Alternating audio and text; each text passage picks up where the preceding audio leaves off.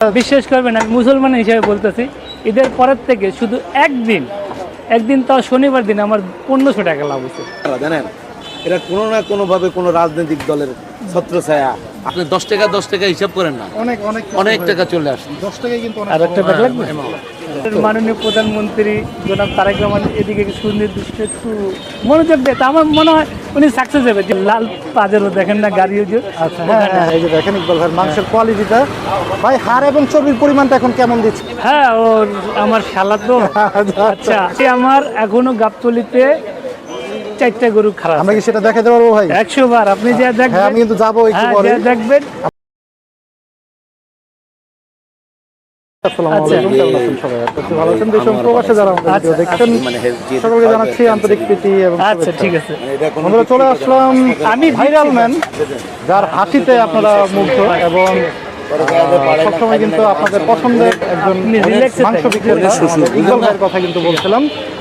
মিরপুর 11 নম্বর থেকে ওয়ালটনের ঠিক মোড়েই কিন্তু আমাদের ইকবাল ভাইয়ের দোকান অবস্থিত। জানানোর চেষ্টা করবো আজকে বেচা বিক্রির চিত্র এবং কয়টা গরু হয়েছে এবং সামনে পরিকল্পনা কি সেগুলো কিন্তু একটু তুলে ধরার চেষ্টা করবো। আসসালামু আলাইকুম ইকবাল ভাই। ওয়ালাইকুম আসসালাম ভাই, ভালো আছেন তো? জি আছি আলহামদুলিল্লাহ, আপনি ভালো আছেন ভাই? আলহামদুলিল্লাহ আমি ভালো আছি। কেমন চলতেছে ভাইজান? আলহামদুলিল্লাহ ভালো চলতেছে। যাক মাশাআল্লাহ। এই যে একটু শুরুতেই জিজ্ঞেস করি, রেটটা কেমন দিচ্ছেন এখন? বলছিলাম না শুক্রবারের দাম কমাই দেবো। হ্যাঁ 20 টাকা কমাইছি, 680 টাকা। সুবহানাল্লাহ, মাশাআল্লাহ মাশাআল্লাহ। কথা রাখলেন কিন্তু আমাদের ইকবাল ভাই। 700 থেকে কিন্তু নেমে এখন 680 তে কিন্তু বিক্রি হচ্ছে। ভাই একটু হাটের খবর জানতে চাবো, যেহেতু আপনারা হাট ঘাটে ঘুরতেছেন, সামনে কুরবানির ঈদও, একটু জনগণ। আমি এখন একটা কথা বলি, হাটে খুবই দাম বেশি। আচ্ছা, দাম বেশি কারণ কি এটা আমি ব্যাখ্যা বলে দিই। যারা খামারিরা ছিল, প্রান্তিক খামারি, 2-1টা গরু লালন পালন করতো, তারা কিন্তু ঈদের আগে বেচছে। ধরেন 5টা গরু বেচছে, 5টা গরু বেচার পর এখন তারা 15টা গরু কিনতেছে রাখার জন্য। মানে ওই যে রাখি হিসাবে কুরবানিতে কিছু বেচবে, কিছু কুরবানির পরে বেচবে, ঠিক আছে না? এই কারণে দাম অনেক উগ্রগতি। আচ্ছা, আমি তো নেব গোছ হিসাবে। আর তাদের যে যারা খামারিরা, তারা হাটে ঢুকলে তো আসলে ব্যাপারীরা আপনাদের মানে বুঝতে পারে যে আপনারা তো মাংসের ব্যবসায়ী, আপনাদের কাছ থেকে ওরকম হয়তো বা রেটটা ওরকম চাইতে পারে না, কিন্তু অনেকেই সংরক্ষণ করে গরুটা, যে হয়তোবা আমি একটা ক্রেতার কাছে বিক্রি করব 2-4-5 হাজার বেশি দিয়ে, মানে এই সমস্যাটার সম্মুখীন এখন বর্তমানে আমরা ভুক্তভোগী। এখন ব্যাপার হচ্ছে কি, তারা গ্রামে নিয়ে যে লালন পালন করে আবার বেচবে। আচ্ছা, তাদের জীবিকা কিন্তু এটাই, তারা কিন্তু এটাতে চলে। ধরেন 2-4-5টা গরু কুরবানির উপযোগী হয়ে গেল, ওটা বেচে দিল, আর 2-4-5টা কুরবানির পরে কষের কাছে বেচবে। এখন এই সমস্যার ভিতরে আমরা, তার মানে কি ভাই এখন কি আমরা বলতেই পারি যে মোটামুটি এখন আর লাভের মুখ আপনারা দেখতে পাচ্ছেন না? মানে ভাই বিশ্বাস, মোটামুটি টিকে থাকা। বিশ্বাস করবেন, আমি মুসলমান হিসেবে বলতেছি, ঈদের পরের থেকে শুধু একদিন তাও শনিবার দিন আমার 1500 টাকা লাভ হচ্ছে। একটা করতে শুধু 1500 টাকা লাভ হচ্ছে, আর কোনো লাভের মুখ বুঝতেই পারতেছেন আমাদের ইকবাল ভাই কিন্তু একদম সহজ সরল ভাবেই কিন্তু বলে দিল যে একদিন কুরবানির পরে 1500 টাকা লাভ হয়েছে, এবং এখন কিন্তু বর্তমানে ওনারা টিকে থাকার জন্য কিন্তু লড়াইটা চালিয়ে যাচ্ছে। যেহেতু আমরা চলে গেছি মিডিয়ার জগতে, আর মানুষ দূর দূরান্ত থেকে আসতেছে, তারা আশা করে আসতেছে কি না হলে আমরা বাজার থেকে অন্তত 80 থেকে 100 টাকা কম পাবো, ওই হিসাবে আমরা ব্যস্তেছি। এখন আপনারা দেখেন সব জায়গায় গরু গোছ 800 টাকা নিচে পাচ্ছেন না, কোথাও 800 টাকা নিয়ে। না খাদ্যর দাম বেশি। আপনারা তো মাঝখানে যে মধ্যস্বত্বভোগী, মাঝখানে যে মধ্যস্বত্বভোগীরা, তারাই গোলাম প্রফিটটা নিয়ে যায়। যে প্রান্তিক খামারি এবং যে যিনি আপনারা যারা এবং আমরা যারা ক্রেতা ভোক্তা, হ্যাঁ, এই 3 পার্টি গেলাম ব্যবসা নাই। এই মাঝখানে যে গ্রুপটা, এরাই গেলাম ব্যবসা। আর আমাদের দেশে ওই মনিটরিং নাই যে মধ্যস্বত্ব ভোগীদেরকে আজ পর্যন্ত সিন্ডিকেট ভেঙে দিয়েছে। এই মধ্যবিত্ত সিন্ডিকেটরা কারা জানেন? এরা কোনো না কোনোভাবে কোনো রাজনৈতিক দলের ছত্রছায়া আবির্ভূত। সেটা আওয়ামী লীগ কোন, বিএনপি কোন, জামাত কোন, জাতীয় পার্টি কোন, সবার লাগে। একটু আঙ্কেলের কাছে জানতেই চাবো, আঙ্কেল এই যে 2026 দাঁড়িয়ে আছি, 680-তে ওনারা দিচ্ছে, নিঃসন্দেহে জনসাধারণের জন্য উনি ভালো কাজ করতেছে। মান সম্পর্কে যদি একটু বলতেন, আসলে এই রেটে মানটা কিভাবে কেমন দিচ্ছে? আমি দীর্ঘদিন থেকে মাংস নিচ্ছি তো, ইকবাল ভাইয়ের লাগে দীর্ঘদিন পরিচয়, তাই এই যাবৎ আল্লাহ সেনা করে খারাপ পাইনি, সবসময় ভালো পেয়েছি। হ্যাঁ, চমৎকার একটা জিনিস, কারণ অনেকেই প্রশ্ন তুলতেই পারে যে যেহেতু সবাই জানতেছে যে এখন গরুর দামটা বেশি, তো সেখানে আসলে ওনারা কম দামে দিয়ে 5 কেজি না?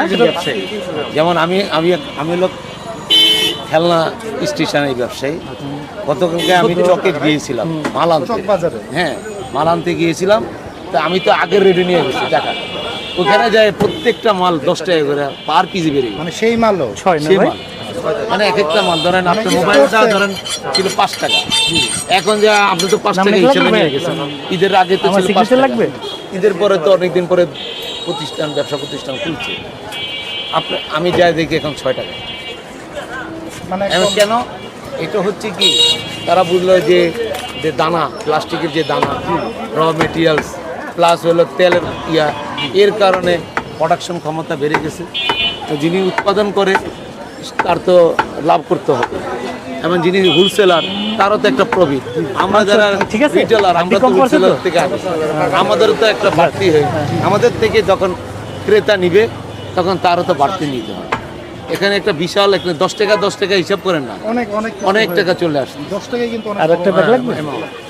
এই জন্য এই বাজার ব্যবস্থা মনিটরিং যদি পাশ্চাত্য দেশের মধ্যে সরকার নিয়ন্ত্রণ করত, যে একটা সরাসরি প্রান্তিক থেকে আরম্ভ করে ভোক্তা পর্যন্ত মাঝখানে যা আছে সব সিন্ডিকেট বাংলা।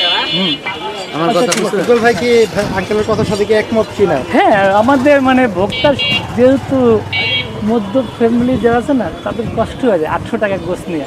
অনেক এটা মানে একটা অনেক, আমাদের বাংলাদেশের মানুষের আসলে এটা যদি আয় রোজগারই আমাদের মাননীয় প্রধানমন্ত্রী জনাব তারেক রহমান এদিকে সুনির্দিষ্ট একটু মনোযোগ দেয়, তা আমার মনে হয় উনি সাকসেস হবে, যেহেতু ওনার অনেক প্ল্যান আছে, পরিকল্পনা অনেক আছে, সুন্দর পরিকল্পনা।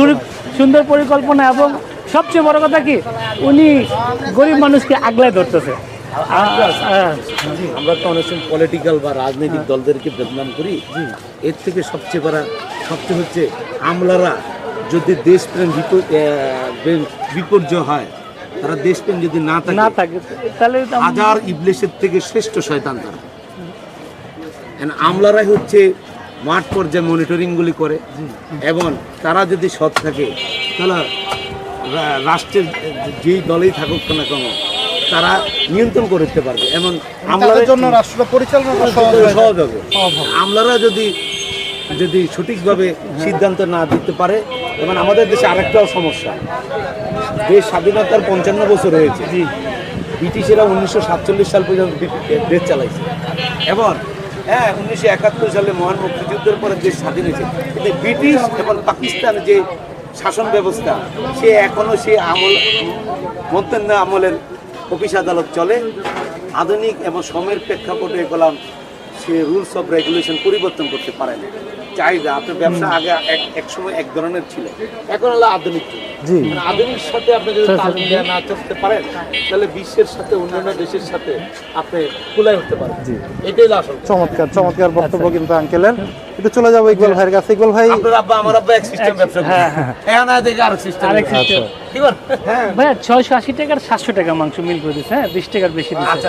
ঠিক আছে, ভালোটা দিচ্ছেন। হ্যাঁ খুব সুন্দর মাংস দিচ্ছে। হ্যাঁ, রুগী মানুষকে আমি যত ইকবাল ভাই আজকে কয়টা গরু হয়েছে ভাইয়া?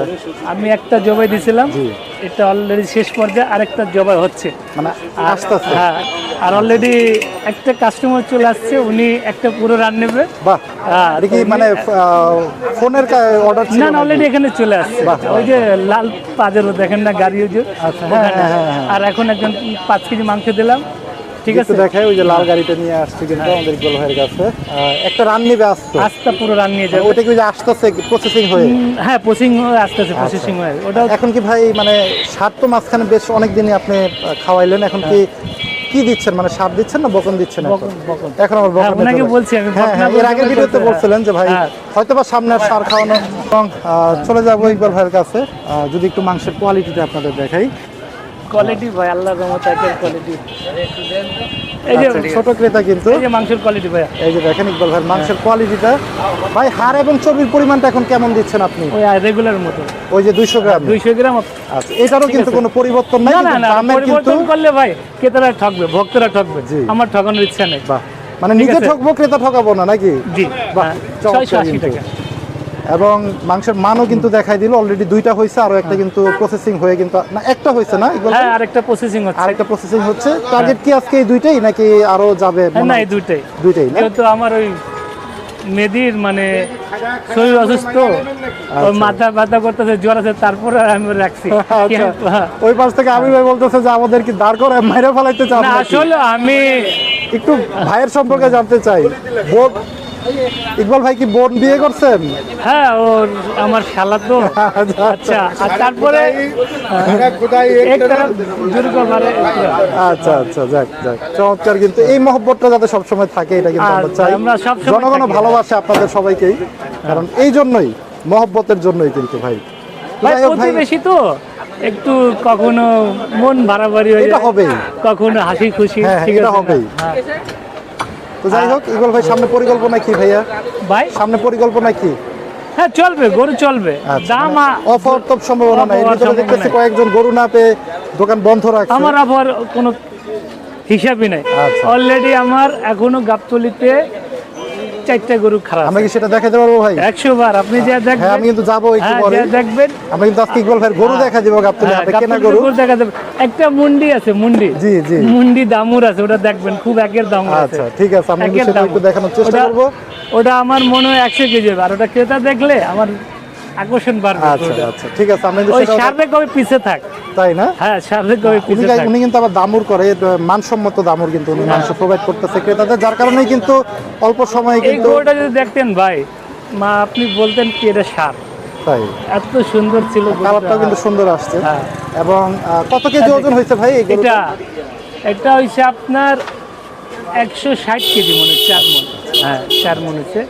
আর যেটা গরু জবাই দিচ্ছি ওটা আমার মনে হয় 3.5 মণ হবে। 3.5 মণ হবে। হ্যাঁ। আচ্ছা, তো আজকে বাজারে 7 মণ 8 মণ অনেক ব্যাপার ভাই।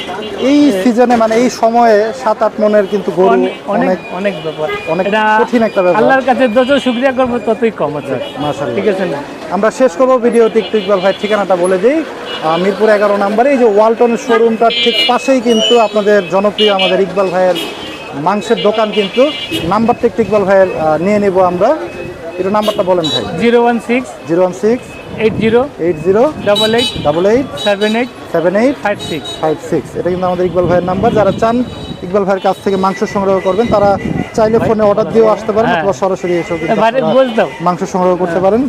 আচ্ছা, তো বন্ধুরা বিদায় নিব আজকে। সবাই ভালো থাকেন, সুস্থ থাকেন। আল্লাহ হাফেজ, আসসালামু আলাইকুম।